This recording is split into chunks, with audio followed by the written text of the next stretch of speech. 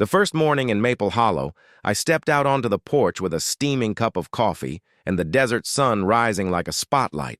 And what did I see? My front gate covered in bright orange notices. Big, bold letters screaming that I owed $187,500 in fines for violations. I froze like I had just backed my truck into a light pole, heart pounding hard enough to shake the mug in my hand. And then came the click of heels on gravel, sharp and sure, and here she was, a woman in a white blouse, hair pulled back so tight. It looked painful, carrying a fat stack of papers and looking me up and down like I was some gum stuck to her shoe. "You can't stay here," she snapped. "This is HOA property, and you're in violation of every single rule."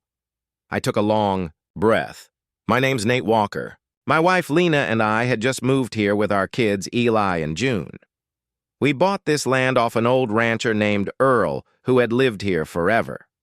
When we signed, Earl handed me a dusty box full of surveys, deeds, and county letters going back. Decades. I didn't think I'd ever need them, but suddenly they felt like a loaded revolver on the table.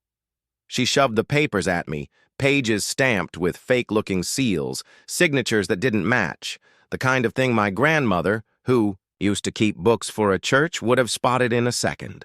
Over at the curb, our mailman, Curtis, lingered, pretending to fiddle with letters, eyes wide as dinner plates.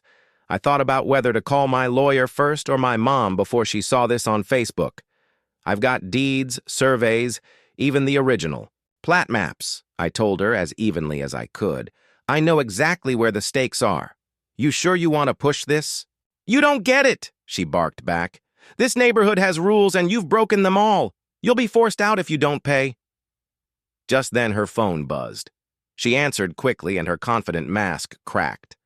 I could hear a man's voice on speaker, the HOA president himself, asking why she was issuing fines without approval, why she was using an old seal. Her voice wavered. She stammered that she thought it was okay. That was when I laid it out. I pointed toward the line of survey stakes in my yard and said, "Funny thing. Every inch of what you think is your neighborhood is actually mine." Her jaw dropped. The neighbors started drifting out of their houses, curious. And that's when she tried to up the ante, pulling out a shiny badge from her bag. But it wasn't real law enforcement. It was a cheap online badge, silver-plated nonsense. "Lady," I said, "you really want me to pull up the camera footage? Because I've got every second of this recorded." Before she could answer, a sheriff's SUV rolled up. Out stepped Deputy Harland, calm and steady. He took one look at her, then at me. "Is anyone here pretending to be law enforcement?" he asked. No one spoke. She tried to hide the badge, but he'd seen enough. "Ma'am," he said firmly, "impersonating. Officers, filing false notices, trespassing on private property. That's not going to fly." He turned to me. "Mr. Walker, can we see the footage?" I nodded and played it back for him and the growing crowd. There she was on screen, storming into people's yards, waving her badge, shouting about rules. The neighbors gasped. Some shook their heads, others laughed. One older veteran, Mr. Alvarez, muttered, "Value of property doesn't come from fear, ma'am." The deputy gathered up her fake notices and told her she was under investigation. Her face went pale, but she still tried one last time, shouting, "You don't understand. If we let him stay, everything falls apart." "No," I told her quietly. "If you bully people with lies, that's what tears a community apart." She was led away, still sputtering excuses, and then my phone rang again, this time with the HOA president himself. He admitted they hadn't authorized any of her actions, apologized, and even admitted there was a bigger issue. The original plat maps showed that parts of the streets and common areas weren't properly transferred when the neighborhood was developed. Legally, a huge portion of Maple Hollow belonged to me. I didn't celebrate. I just said, "We'll sit down with lawyers, with the county, and fix this the right way. But the fines end today." Within a week, the HOA officially rescinded every ticket. A letter went out to all residents apologizing. Local news even showed up, cameras rolling, asking me to explain. I laid out the paperwork, told them the story straight. No drama, no grandstanding, just the truth. In the days that followed, the neighborhood shifted. People started talking to each other instead of whispering behind curtains. At a town hall meeting, a surveyor confirmed the boundaries.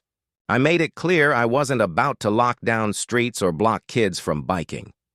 All I wanted was clarity and respect. Afterward, neighbors approached me. Sherry asked if she could grow tomatoes in her front yard without fines. I told her she should plant 2 extra rows.